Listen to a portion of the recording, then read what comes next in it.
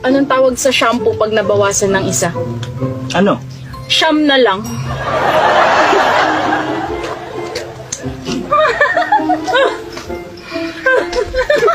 Anong tawag sa puno na hindi mo pwede akyatin? Ay, naku, may Ano? Nakatumba. mukha ko.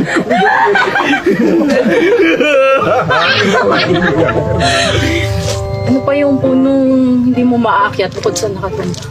Ano? Putol. Bakit yung mga biik na baboy tuwing naglalakad, nakayuko?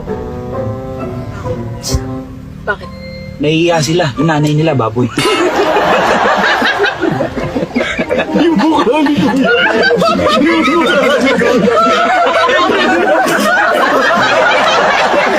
Dali, napatawa nyo.